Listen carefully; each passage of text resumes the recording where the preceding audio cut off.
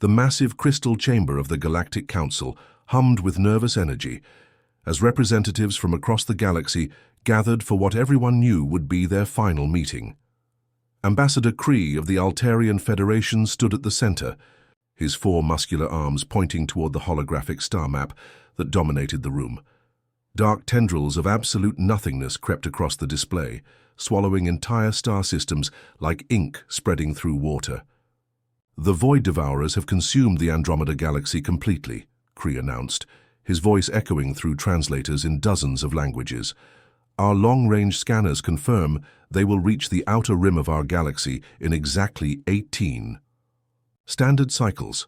Every civilization must begin immediate evacuation through the prepared wormhole gates." Captain Lee Min-ho shifted uncomfortably in his chair at the human delegation table.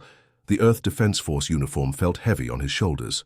As he watched the panic ripple through the chamber, species that had existed for millions of years were preparing to abandon everything they had ever known. The Zephyrian ambassador, a being of pure crystallized energy, flickered with anxiety. "Our crystal cities are already being loaded onto the Arc ships.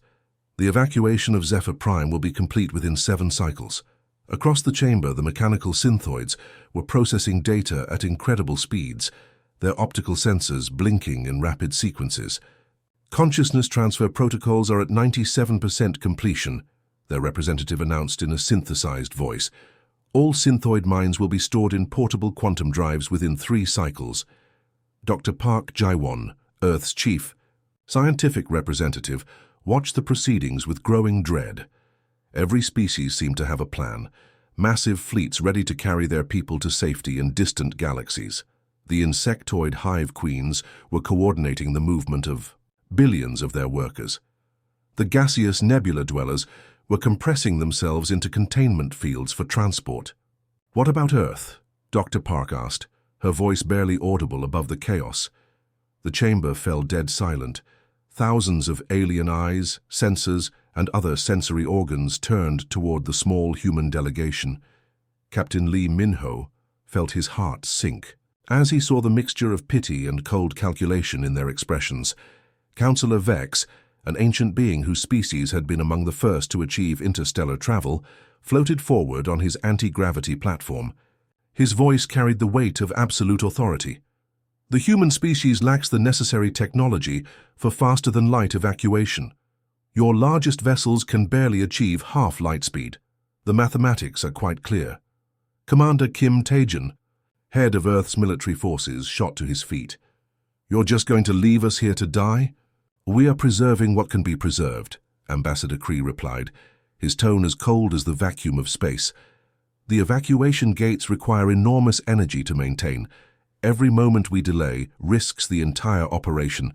Better to save 99% of galactic civilization than lose everything in a futile attempt to save 100%. The Aquarian delegate, her gills fluttering with emotion, added, "Humans have only been spacefaring for 2 centuries. Most species require millennia to develop evacuation-capable technology." Captain Lee Min-ho stood slowly, his hands clenched into fists. "We've fought beside many of you.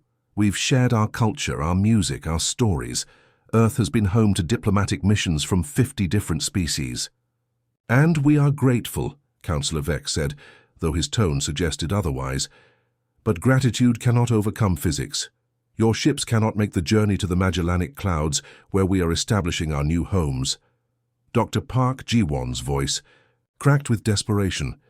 "Then give us ships. Share your technology. We'll work day and night to—" "Impossible," interrupted the Centaurian Trade Minister. "Our evacuation vessels are already overcrowded. There are no spare ships and no time to build more." The chamber erupted in discussions as species began finalizing their departure schedules. The Reptilian Empire's massive dreadnoughts were already powering up their engines. The elegant ethereal dancers were folding their cities into pocket dimensions for transport. Commander Kim Tae-jun looked around the room in disbelief. "You're all cowards. You're running away and leaving an entire world to face this alone." Several alien delegates recoiled at the harsh words. Ambassador Kree's 4 arms crossed defensively. "We are being pragmatic. The Void Devourers have consumed 17 galaxies. No species has ever survived direct contact with them. What you call cowardice, we call survival. 3 days later, Colonel Shin-Yuri stood on the observation deck of Lunar Station, watching the last evacuation fleet disappear through a massive wormhole gate. The portal collapsed with a brilliant flash, leaving only empty space where humanity's supposed allies had gathered their fleets. Earth's blue marble hung below, peaceful and unaware that it had been written off as an acceptable loss. Space around the planet looked emptier than it had in decades. The alien trade stations were dark, the diplomatic outposts were abandoned, even the joint research facilities had been hastily evacuated. "They really did it," whispered Dr. Park Ji-won, joining the colonel at the viewing window. "They actually left us here." Captain Lee Min-ho's reflection appeared in the reinforced glass as he approached. "Command is asking for status reports. What do I tell them?" Colonel Shin-Yuri continued staring at Earth's slowly rotating form. "Tell them we're on our own. Tell them humanity just became responsible for defending not just our world, but everything these cowards left behind." In the distance, automated mining stations continued their work, unaware that their alien operators had fled. Orbital defense platforms still guarded empty space lanes. The galaxy's infrastructure remained, but its defenders had vanished into the cosmic night. 18 cycles, Dr. Park said quietly. "That's all the time we have." Captain Lee Min-ho nodded grimly. "Then we better make them count." The Seoul Global Command Center had been transformed from a sleek diplomatic facility into humanity's war room. Banks of computers lined every wall, displaying data streams from across the galaxy. The smell of coffee and determination filled the air as scientists, engineers, and military personnel worked around the clock. General Han Dongwu stood before the central holographic display, his weathered face illuminated by the ominous red glow of the approaching void wave. The simulation showed the darkness creeping closer, consuming star after star in its relentless advance. 6 months had passed since the aliens abandoned Earth, and humanity had learned to survive on their own terms. "Status report," General Han commanded, his voice cutting through the chatter of dozens of workstations. Dr. Nam Hyejin, a brilliant astrophysicist who had been studying alien technology for the past decade, stepped forward with a tablet full of data. Her team had worked tirelessly to crack the abandoned Altarian databases left behind in the evacuation. "Sir, we've made a breakthrough," she announced, activating a 3-dimensional model of void devourer feeding patterns. "These creatures don't just eat matter and energy, they consume organized patterns. The more sophisticated and structured the technology, the easier they can digest it." Lieutenant Park Seo-jun looked up from his monitoring station, where he was tracking the abandoned alien infrastructure scattered throughout the galaxy. "That explains why they wanted nothing to do with us. Our tech is practically Stone Age compared to theirs." Dr. Nam's eyes lit up with an idea that bordered on madness. "Actually, that might be our greatest advantage. Look at this data." She pulled up holographic records of 17 different galactic civilizations that had fallen to the void devourers. The Zephyrian crystal ships, with their perfect geometric formations, consumed in minutes. The synthoid quantum networks, with their flawless logic patterns, devoured instantly. Captain O'Jimin studied the tactical displays, her military training allowing her to spot patterns others might miss. They all fought the same way. Organized battle formations, coordinated, strikes, perfectly calculated weapons systems. "Exactly," Dr. Nam exclaimed, pulling up footage of the final battles. Every advanced civilization tried to defeat chaos with order. They used their most sophisticated weapons, their most precise tactics, their most logical strategies. And they all failed exactly the same way. The room fell silent as the implications sank in. On the screens around them, they could see the elegant alien fleets being systematically dismantled by the void entities, their perfect formations turned against them. General Han rubbed his chin thoughtfully. "You're saying their strength became their weakness?"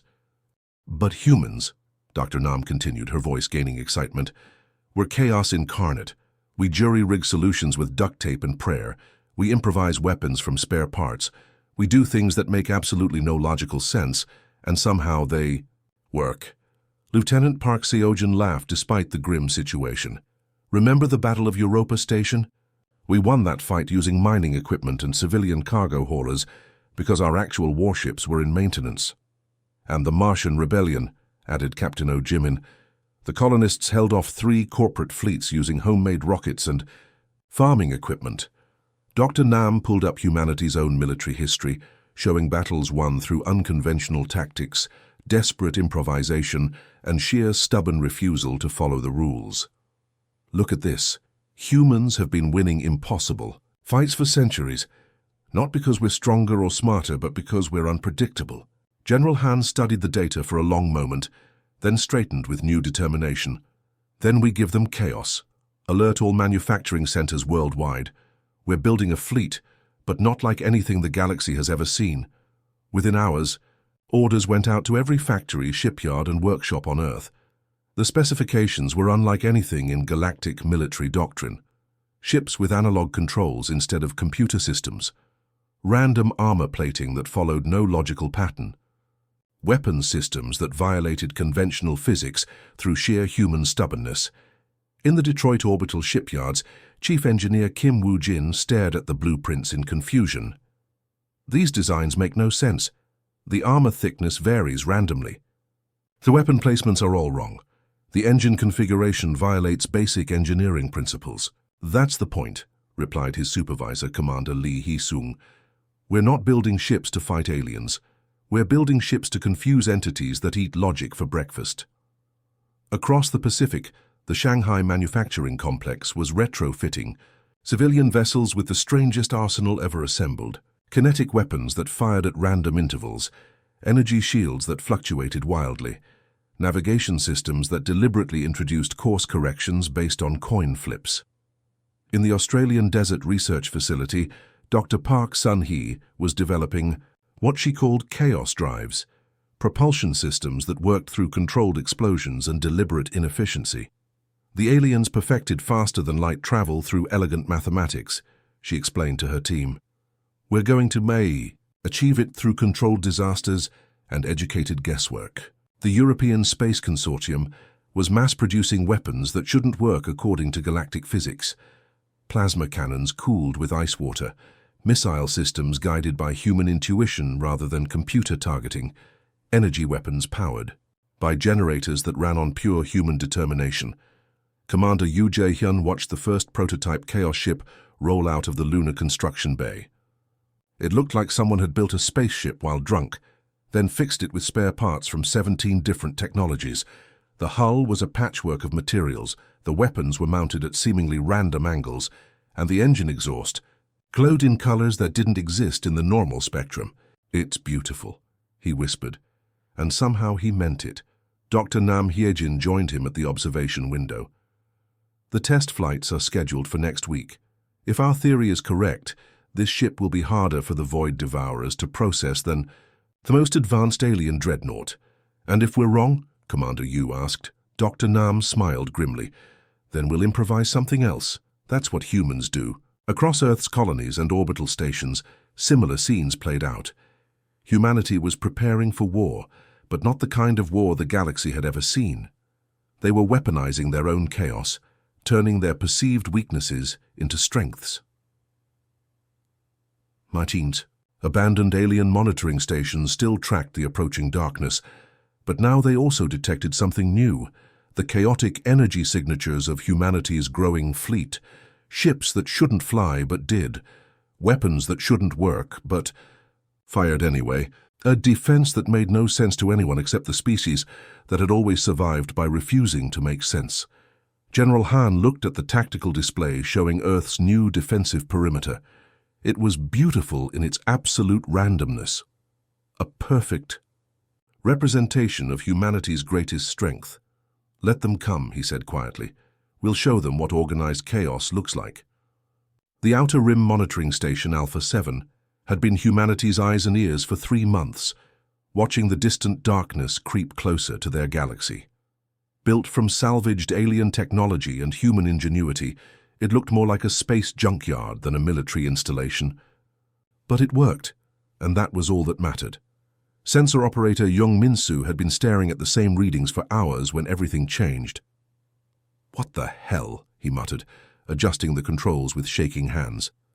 The long-range scanners were showing impossible data, entire star systems simply vanishing from existence. "Command, this is Alpha 7, he transmitted to Earth. "The Kepler system just disappeared. Not destroyed, not exploded, it's just gone, like it never existed." Captain Yu Ji-hoon received the transmission aboard the indomitable, humanity's first Chaos-class warship. The vessel looked like someone had welded together parts from a dozen different alien technologies while blindfolded. Its hull was an ugly patchwork of armor plates in 17 different colors, and its weapons were mounted at angles that made experienced pilots dizzy. "All ships, form up on my position," Captain Yu ordered over the comm. His small fleet of 12 Chaos ships spread out in what could generously be called a formation. Each vessel was unique, built by different Earth facilities, with their own interpretation of controlled madness. Navigator Kwon Somin hunched over her instruments, trying to make sense of readings that defied logic. "Captain, sensors are detecting a wave of nothingness. It's like reality itself is being erased as it passes." The bridge crew watched in horrified fascination as their long-range cameras captured the impossible sight. Stars that had burned for billions of years were winking out one by one, not exploding in supernovas but simply ceasing to exist. Space itself seemed to be unraveling at the edges.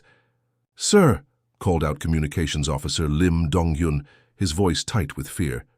"We're getting final transmissions from the automated beacon network. Listen to this."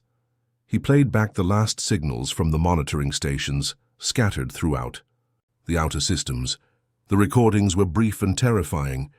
"Beacon 77 reality distortion approaching, systems failing, everything is just void." Then nothing but static. Captain Yu gripped his command chair as he watched another star system disappear from their tactical display. The A Centauri outpost, home to 50,000 human colonists, had been evacuated weeks ago, but seeing it vanish completely still sent chills down his spine. "There!" Weapons Officer Cho Yunbi pointed at the main screen. "Something's coming through." The Void Devourers emerged from the darkness like nightmares made real. They weren't ships or creatures in any recognizable sense. They were absences, holes in reality shaped like predators. Some looked like massive serpents made of antimatter, while others resembled geometric shapes that hurt to look at directly. "All ships, this is Ji-hoon," Captain Yu broadcast on all channels. "Implement protocol madness immediately. Random attack patterns, analog targeting only. Remember, make absolutely no sense." The human fleet scattered in 12 different directions, each ship following its own chaotic flight path. The Indomitable spun through a barrel roll while firing its main cannon at seemingly empty space. The Defiant flew backwards while shooting in 3 directions at once. The Stubborn performed a series of loops that would have made its crew sick if they hadn't been pumped full of motion sickness drugs. Gunner Choi Minji sat at her kinetic cannon, a massive railgun salvaged from an asteroid mining operation. Instead of using the computer targeting system, she aimed by instinct and fired at completely random intervals. "Target that, whatever that thing is," she shouted, pointing at a space distortion that was methodically consuming a nearby asteroid. Her shot shouldn't have hit anything. The trajectory was all wrong, the timing was random, and she was firing solid metal slugs at entities made of void. But somehow, impossibly, the kinetic round struck one of the Void Devourers, and the creature recoiled with what could only be described as surprise. "Did we just hurt that thing?" Pilot Lee Jamin asked in amazement, performing another impossible maneuver that sent the ship spinning through dimensions that probably didn't exist. Across the chaotic battlefield, similar scenes played out. The human ships attacked from angles that made no mathematical sense. They fired weapons in patterns that followed no logic. They used tactics that would have gotten them court-martialed in any sane military. The Reckless flew straight at a void entity while firing its engines in reverse, creating a propulsion system that violated several laws of physics. The Impossible shot its own missiles, then detonated them randomly, creating energy patterns that confused even their own sensors. Engineer Park Hyunbin reported from the engine room of the Indomitable. "Captain, our chaos drive is working perfectly, which means it's completely broken and somehow still functioning." "Keep it that way," Captain Yu replied, watching as another Void Devourer seemed to struggle with processing their ship's erratic movements. The Void entities had evolved to consume order, to digest organized patterns of matter and energy. They had devoured 17 galaxies by learning their prey's logical behaviors and turning their own sophistication against them. But humans weren't sophisticated. They were desperate, creative, and completely unpredictable. Gunner Choi Minji fired. Another round, this time while standing on her head and humming an old Earth song. The shot ricocheted off 3 pieces of space debris before striking a void entity that was trying to unmake a distant planet. "Take that, you reality-eating freak!" The creature writhed and twisted, its non-form flickering as it tried to process an attack that made no sense. How could ordered matter, following predictable physics, behave in such chaotic ways? Communications Officer Lim Dong-hyun was monitoring the void entity's apparent communication patterns. "Captain, I think they're confused. Their energy signatures are fluctuating like they can't figure out what we are." "Good," Captain Yu grinned grimly. "Stay confused. All ships maintain chaos protocols, fire at will, fly like maniacs, and remember, if it makes sense, you're doing it wrong." The battle raged for hours across several light-years of space. Human ships dove through wormholes that shouldn't exist, fired at targets using weapons that shouldn't work, and somehow managed to damage entities that had consumed entire civilizations. As the first Void Devourers began to retreat, pulling back, from this inexplicable resistance, Captain Yu stared at his tactical display in wonder. Several of the entities were actually fleeing, their forms destabilizing as they encountered something their ancient minds couldn't process. "We hurt them," he whispered, hardly believing the words. "We actually hurt them." The human fleet regrouped, in the debris field of what had once been the Titan mining station. Their ships were battered, their crews exhausted, but they had achieved something no other species had managed in 18 galaxies. They had made the Void Devourers afraid. "All ships, this is Captain Yu," he broadcast. "Return to base for repairs and rearming. We've got a war to win, and apparently, we're the only ones crazy enough to fight it." 2 years of impossible warfare had transformed Mars into humanity's last fortress. The red planet's orbital platforms bristled with weapons that shouldn't exist, powered by generators that ran on pure human stubbornness. Captain An Jun commanded the defense fleet from her flagship Defiance, a vessel that looked like it had been assembled by drunk engineers using spare parts from a dozen different civilizations. The bridge shook violently as another void entity tried to unmake their reality. Through the reinforced viewports, Captain An could see her fleet of 30 mismatched ships dancing around creatures that existed in the spaces between dimensions. Each vessel moved in patterns that would have given alien tacticians nightmares, spiraling, diving, and attacking from angles that geometry claimed were impossible. "Engineering, I need more power to the chaos drives," Captain An shouted over the noise of systems that were definitely not supposed to work together. "Chief," Engineer Seo Junho's voice crackled through the comm from deep in the ship's mechanical heart.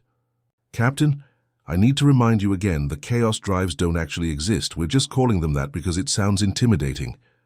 "Then whatever's making us impossible to predict, give me more of it," she replied, watching as her ship somehow accelerated while flying backwards through a loop that existed in 4 dimensions. The war had changed humanity in ways no one could have predicted. Earth's survivors had scattered across the solar system, turning every asteroid, moon, and space station into a fortress. Children grew up learning to fly ships that violated physics as easily as riding bicycles. Teenagers graduated from schools where advanced mathematics included courses on applied impossibility and tactical nonsense. In the deep underground bunkers of Europa, Dr. Bae Hyunwoo had been conducting research that bordered on the mystical. His laboratory was filled with instruments that measured things that shouldn't be measurable: human determination, the weight of hope, the frequency of stubborn refusal to die. "General Han, you need to see this immediately," Dr. Bae transmitted to Earth Command, his voice shaking with excitement and exhaustion. General Han Dongwu appeared on the holographic display, looking older and more weathered than when the war began. "What have you found, Doctor?" Dr. Bei activated a three-dimensional model that showed the battlefield around Mars in ways normal sensors couldn't detect. "We've discovered something incredible. Human consciousness itself creates stability bubbles in reality. Every time we think, every time we feel emotion, every time we refuse to give up, we're literally anchoring space-time." The model showed invisible threads of stability radiating from every human ship, every space station, every colony where people still lived and fought. These threads formed a complex web that the void entities couldn't easily unravel. Commander Ryu Yejin studied the data from her position aboard the orbital defense platform Olympus. "Are you saying our minds are weapons?" "More than weapons," Dr. Bei explained, pulling up readings from the past 2 years of battles. "We're existence itself fighting back. Every human who refuses to give up makes it harder for the void to completely unmake reality. Our thoughts, our emotions, our memories, they're like cosmic superglue holding the universe together." The Revelation explained why humanity had survived when 17 galaxies had fallen. Other species had tried to fight the void with technology and logic. Humans fought with something far more powerful, the absolute refusal to accept that they were supposed to lose.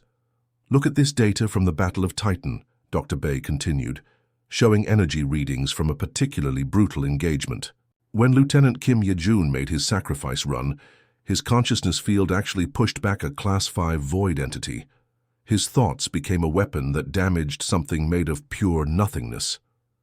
General Han rubbed his tired eyes. "How do we weaponize this?"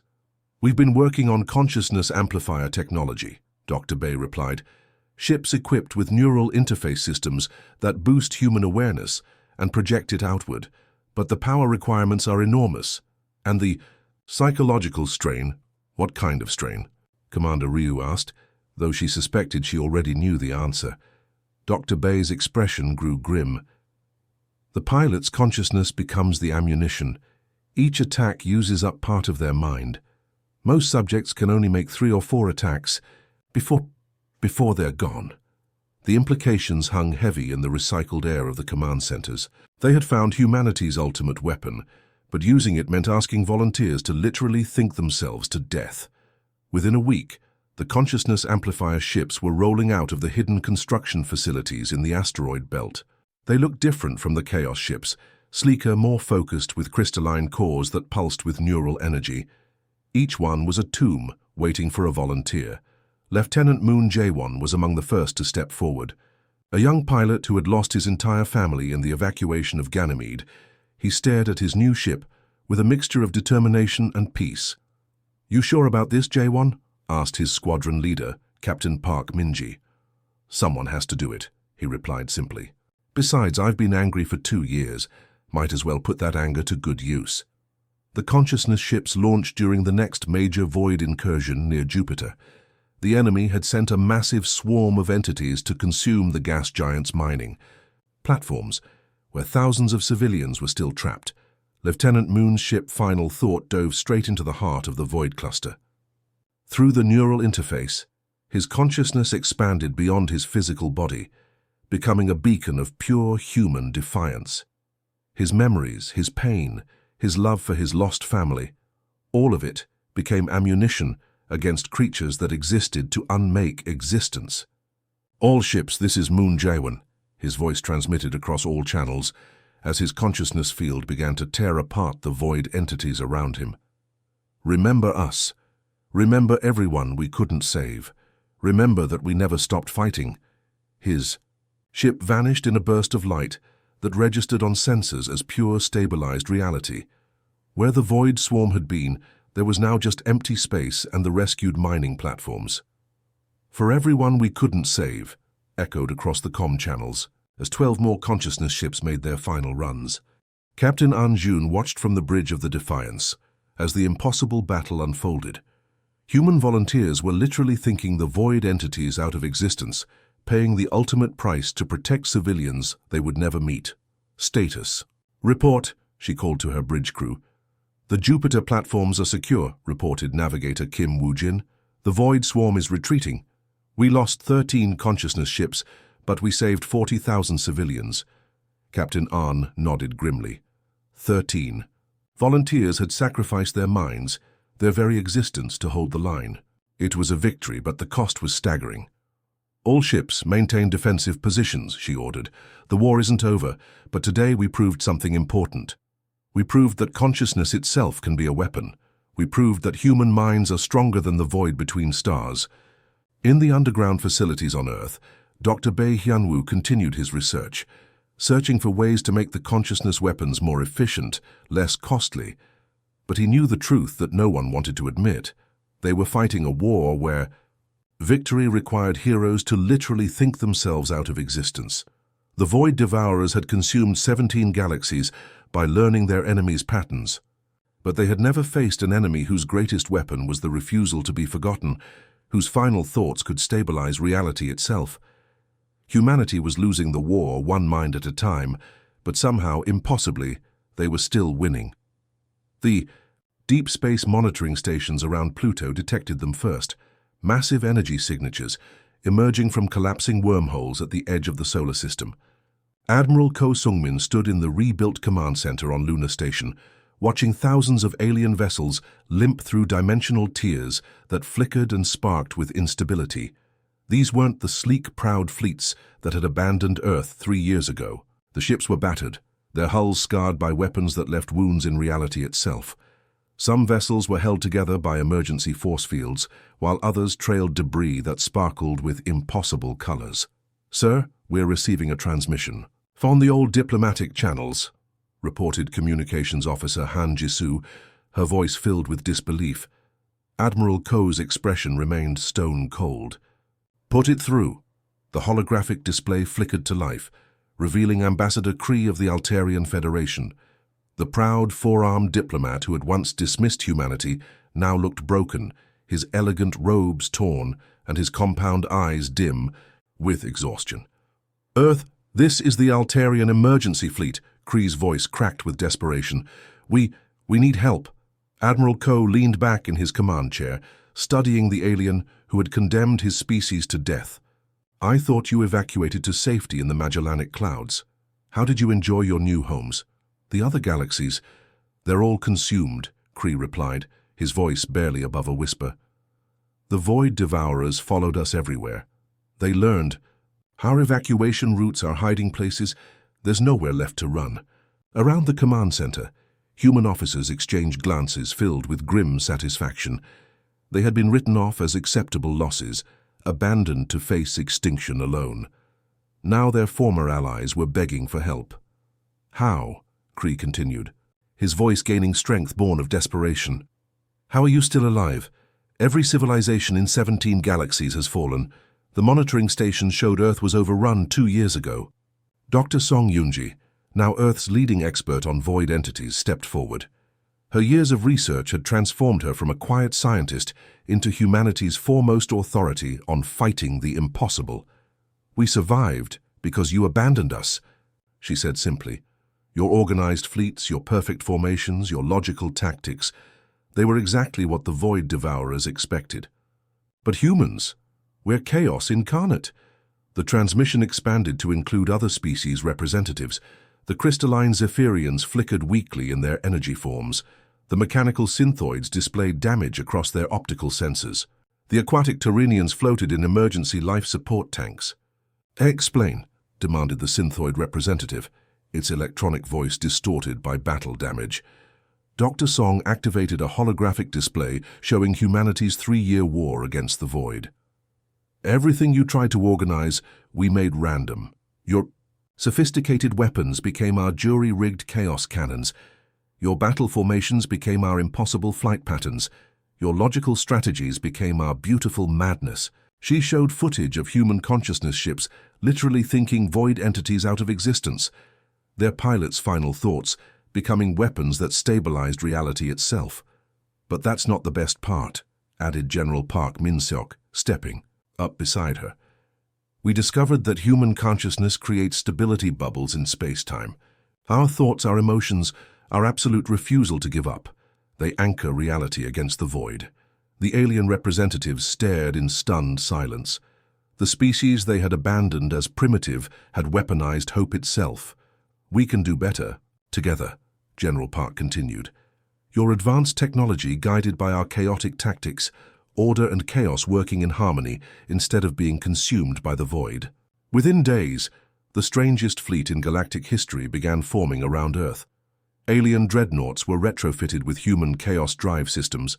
Elegant Zephyrian crystal ships had their perfect geometries deliberately broken and reassembled in random patterns. Synthoid logic cores were paired with human neural interfaces, creating hybrid computer systems that could calculate the impossible. Captain Yang Seoyoung found herself commanding the flagship Unity, a massive vessel that looked like someone had taken the most advanced alien technology and deliberately broken it in beautiful ways. The bridge was a mixture of holographic controls and analog dials, quantum computers, and handwritten note cards. "This is insane," muttered her Altarian co-captain, studying the tactical displays that showed their fleet's completely random formation. "Exactly," Captain Yang grinned. "That's the point." The final wave of void devourers arrived like a cosmic tsunami, larger than anything humanity had faced before. These entities had consumed entire galactic clusters, growing stronger with each civilization they devoured. They expected to find the last remnants of organized resistance, ready to be processed and consumed. Instead, they found something unprecedented: organized chaos. Human crews operated alien weapons systems with intuitive randomness, their unpredictable decisions guiding precision energy beams in patterns that defied logic. Alien computational power amplified human consciousness fields, creating reality anchors that the void entities couldn't penetrate or understand. "All ships, this is Yang Seoyoung," the captain broadcast across the combined fleet. "Remember, we're not just fighting for survival anymore. We're fighting to prove that sometimes the ones left behind know exactly how to lead the way forward." The battle raged across the entire solar system. Near Jupiter, synthoid battle computers directed by human instinct created weapon patterns that shouldn't work but did. Around Saturn, Zephyrian energy beings merged with human consciousness to create hybrid attacks that existed in multiple dimensions simultaneously. Commander Kim Dae-ho piloted a consciousness amplifier ship with an alien crew, their combined thoughts, creating a stability field that covered half of Mars. "For everyone who believed we weren't worth saving," he transmitted, as his ship dove into the heart of a massive void cluster. The void devourers, for the first time in their existence across multiple galaxies, began to retreat. They had evolved to consume order, to digest logic and organization. But faced with organized chaos, with random patterns guided by sophisticated technology, they found themselves unable to process their prey. One by one, the entities pulled back from the solar system, their forms flickering with confusion and something that might have been fear. As the last void devourer vanished into the dark spaces between galaxies, the combined fleet found itself surrounded by silence. Then, slowly, the communication channels came alive with something that hadn't been heard in years: laughter, relief, and gratitude, all directed toward the small blue world that had refused to die quietly. Admiral Ko opened a channel to all ships. "Welcome home," he said simply. "All of you." Months later, Commander Lee Yeoni stood on the observation deck of the rebuilt Terra station, watching something that would have seemed impossible just years before. Human children played with young Zephyrians in the zero-gravity recreation areas.